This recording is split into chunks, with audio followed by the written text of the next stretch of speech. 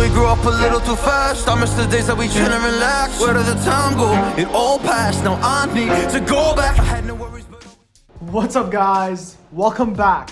So finally, today is the day where I'm going to be showing you guys how to turn your open differential in your E46 into a LSD. So I've been doing a lot of research online into finding a way to get the rear end of this E46 to lock up while not losing like my daily drivability. So of course, like when you go ahead and you weld your diff, you're going to get that parking lot chirp a lot. When you're turning tight corners, it's just going to cause a bit of stress on the drivetrain of the car, which is something I didn't really want. You could also take the route of picking up an aftermarket LSD that's basically meant to fit in the car, just bolt on. But the only issue is that they tend to be super expensive, and on top of that, most of them are built for really high horsepower applications, and let's be real, this P25 is not pushing more than like 200 horsepower. So I've been doing a lot of research online, and I went ahead and I came across this LSD conversion kit that basically turns your open diff into an LSD that locks up to 20 or 30%. Quote me if I'm wrong. And the good thing about this kit is that it's fairly budget friendly. This kit only cost me around $250 Canadian, which is a pretty good price considering the LSDs that I was looking at were costing over $1,000. And I'm not gonna lie, when I first laid my eyes on a conversion set like this, it did seem kind of sketchy to me because I was like, there's no way you could output that much power and have the rear differential lock up with just like a simple 2 plates and some springs. But I did some extensive research, and this is the best brand I could have found just because they have the biggest customer basis out of all the brands that sell kits like this. They also have a couple of really good tutorials that I can follow on YouTube. So in terms of installation, that's got my back as well. And overall on YouTube, there's honestly not too many videos on these. Like if you go to the RacingDiffs channel, they have a good amount of YouTube videos on there representing how they turn the open diff into an LSD, and then they have videos proving it and stuff like that. And even in terms of customer reviews, I've gone through like literally almost all of them, and majority of them do say that the product does exactly what it describes it to do. The only issue is I messaged a good handful of people regarding stuff like this, and most of them are telling me that in high horsepower applications, conversion kits like this don't tend to hold up too good. Good thing about my application, not too much horsepower, roughly around 200, so I'm not really too concerned about stressing out the components of this too much. And as I was saying earlier, there's not too many videos of this online, so I'm going to try my best to make this install as detailed as possible just for you guys to have something to follow if you're going to get this installed yourself. So, other than that, let's go ahead and let me show you guys how to convert your open differential into an LSD. So before we begin, yes, I know my box is super clapped, but let's just ignore that. You want to make sure that you're picking up the proper kit for your car. Because from what I know, the E46s, some of the differentials vary in size, so you just want to double check and make sure that you're getting the right size for your car and it's going to fit 100%. They basically just have a guide you can follow on their website. You just follow the guide and then they'll basically let you know what differential you have equipped in your car. But basically for my car, I had to pick up the 188K set. And in the box, this is basically everything that comes. I believe these are the seals for the axles that go in from each side. And then you have your main plates, and then the small plates that go on top with some springs. And I believe this is your central locking pin. And then you also have these little plates that basically sandwich this together so you can hook everything up. You of course will also need the differential from your car. You also have to pick up some LSD oil for your differential, and honestly this is probably the best stuff you can get for any BMW LSD. Model 75140. You'll also need something to seal the cover plate for the differential. So I just picked up some gasket maker, and then you will also need some Loctite. So the next step after that is that you're gonna want to drain out the differential fluid.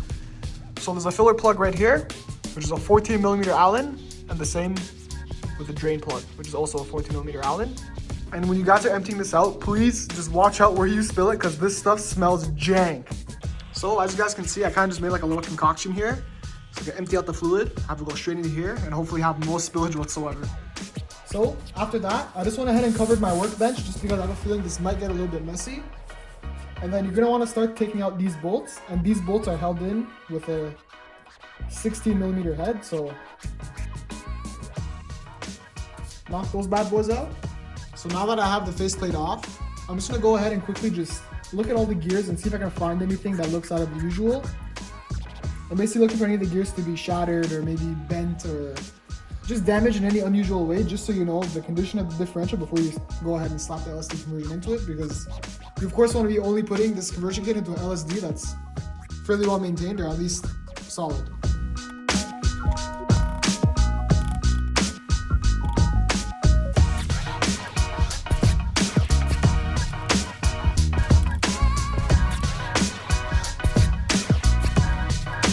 So after that, I basically just went ahead and hammered out these two portions that basically connect to the rear axle of the car.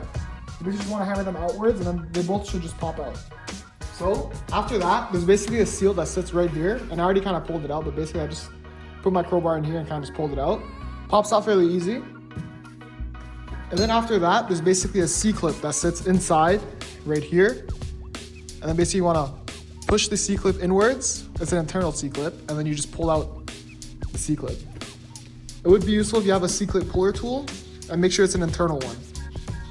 Alright guys, so I got the left side C-clip out, and basically how I got it out was that I used my C-clip pulling tool. I pulled the two ends together so it was compressed, and then I basically just took a flathead. I went underneath and I started prying at it a little slowly, and then I kind of just worked my way around, and then it kind of just popped out. So after you pull the C-clip out, you're going to want to make sure you mark it because the left and right ones are different. So I'm just going to leave this one on my left side so I know it's for the left one. But make sure you mark these because they are different sizes.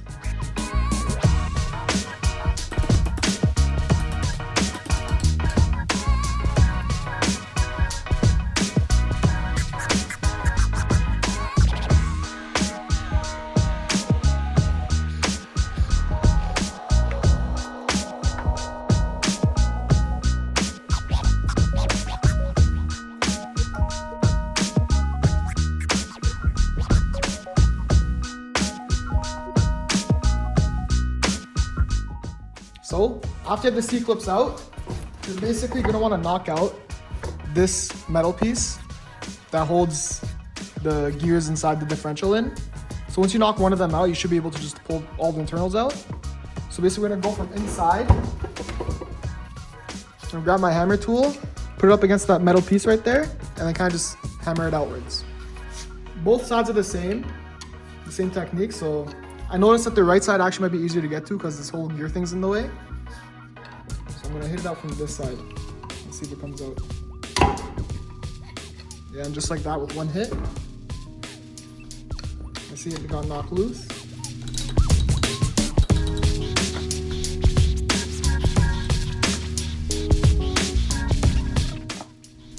So after I have that one side out, I'm just gonna pull out this side now. So I'm just gonna grab my little tool. So this actually just popped out of place, which is actually super convenient, but now I can just use this opportunity to pull this out. You can also pull it in from the inside too, so it doesn't matter. So I'll just go ahead and pull this part out. Now that the middle section out, place that right there. And then now I'm just gonna hammer this part out real quick.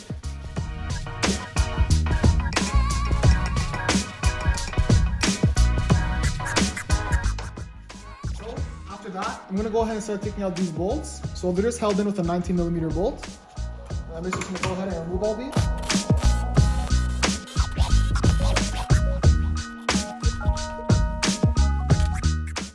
So after I take these bolts out, I'm gonna bring this back to my workbench. Remember when I told you guys this might be a messy job? And I'm just gonna knock this gear out. So I'm just gonna go in from here. I should be able to just hammer it out.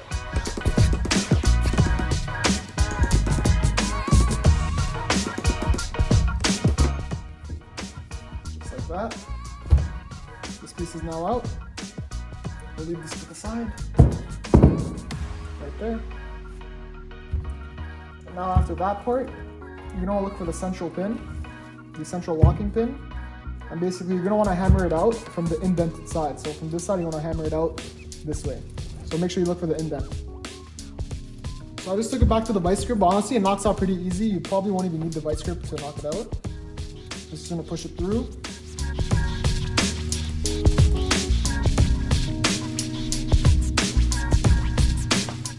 Just like that, it comes out.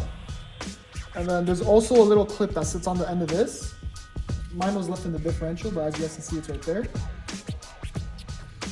It just sits in that little spot that's made for it. So now after you do that, you want to get the pieces to your conversion set. And you basically want to sandwich them together. So just basically just put the springs in like this. And then you will obviously need your table vice grip. Your table vice bench. I'm not really too sure exactly what these are called, but I'll sandwich it together.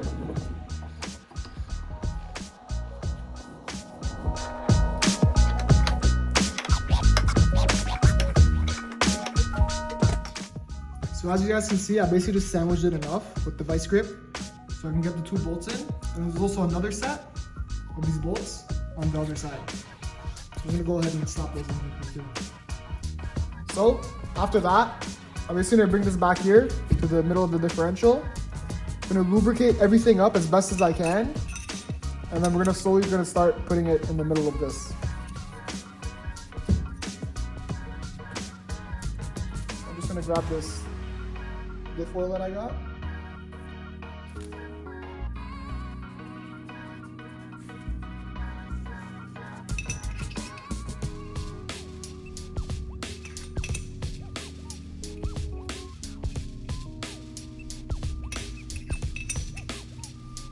Make sure it's nicely lubricated.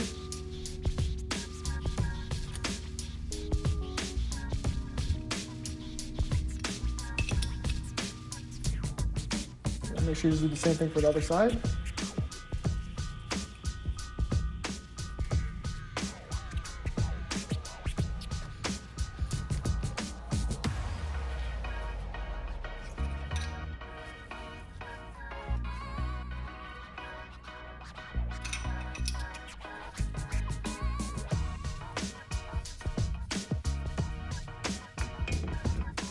Just want to slowly place it in. So you kind of want to get a rough idea of where the central pin is going to go in.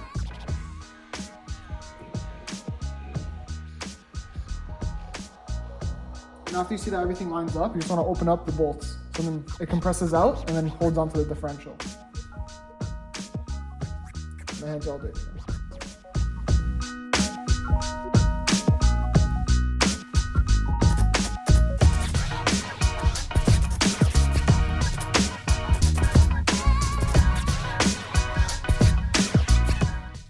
That plate is slipped out. Now there's a slight problem.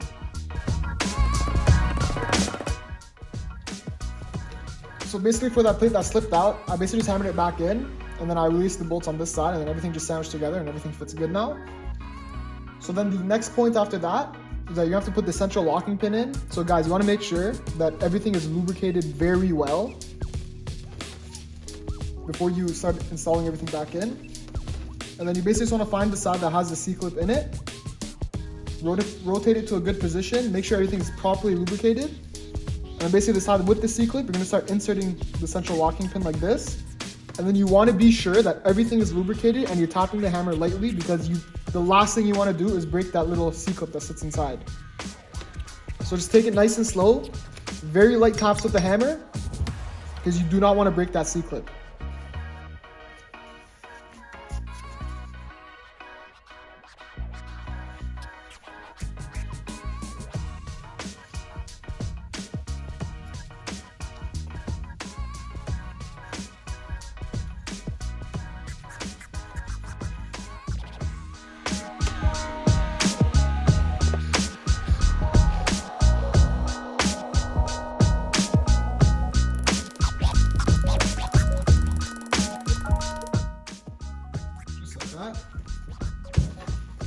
And then next what you want to do,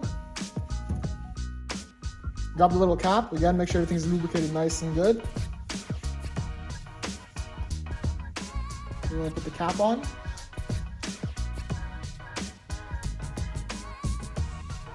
Just cleaning everything off because this one has a bit dirty.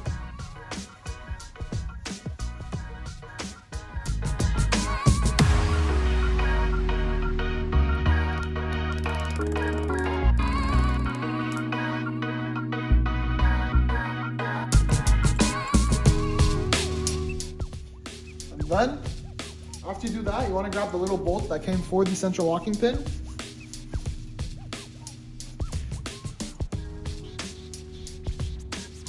You're going to want to add some Loctite to it.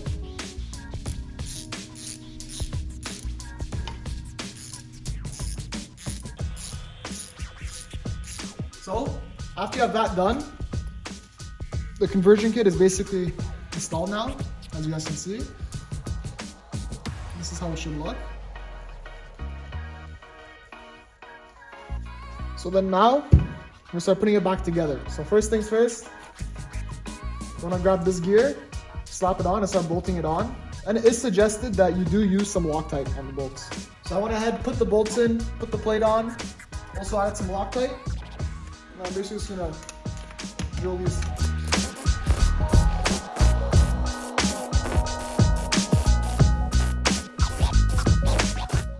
So basically after that, I bought the casing back because I'm gonna start putting everything back together. I just took out all the old oil that was in here and kind of cleaned it up a little bit just so it's nice and clean and there's no debris sitting inside. And then after that, you're basically gonna grab the internals of it. And then remember, this big gear goes towards the left side of the car.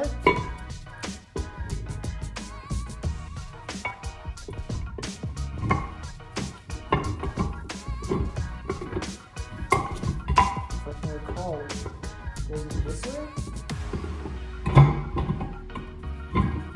Just like that. And then now we're gonna grab those what are these called?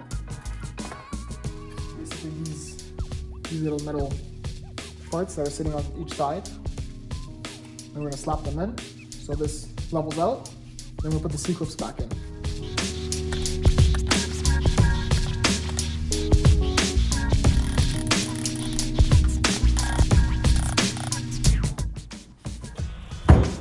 So now that I have those plates in, remember the side with the lettering goes towards the outside of the car. And then you basically just want to push it down until you see this gap for where the C-clip sits in. And then after that, you just want to slap in the C-clips. So remember, they're just compressed. So we'll compress them in and slide them in. And then there's a little gap at the top right here that you see. And that's basically where the end of the C-clip goes. So I basically just got the C-clip slightly in. I'm just going to hammer it all the way in so it's nice and secure. And basically just going to... And you'll hear it snap into place. Just like that. These C-clips are so hard to compress, but you should be able to get them in. It's definitely a two-handed type job for the C-clip to get in. But yeah, just like that. See how I locked it in place? And then I'm just gonna grab my hammer.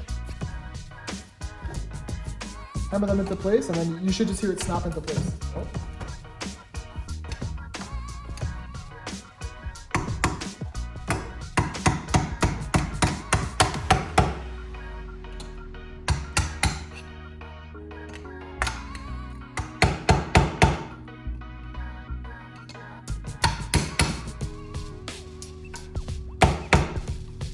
And basically after that, I'm gonna go ahead and get the new seals that I provided in the kit. And I'm just gonna put them in.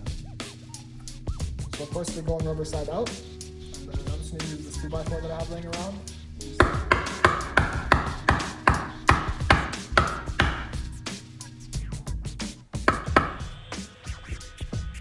It looks like it should be good enough.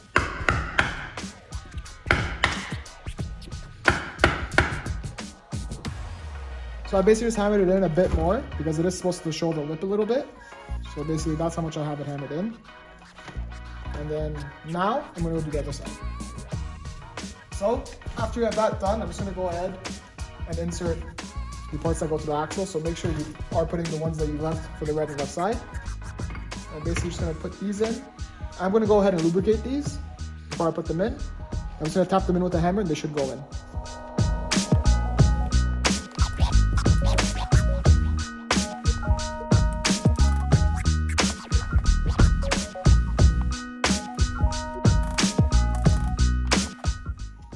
Yeah, so I can already tell this is working because before when I tried spinning these in different directions, it would let me very easily, but now I can't even do it.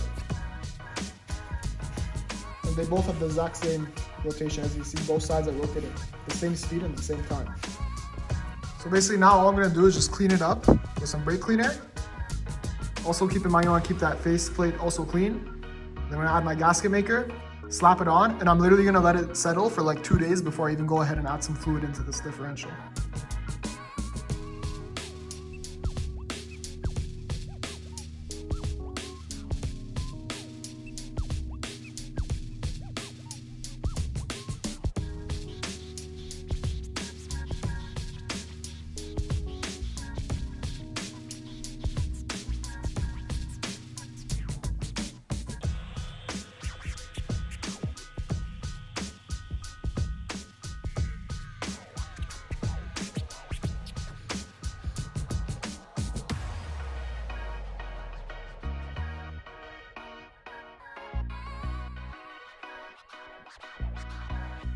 I just basically ran my finger across just to seal it up a bit better.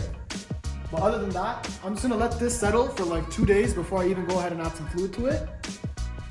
But other than that, that's basically it, guys. That's your RacingDiffs conversion LSD installed in an open diff.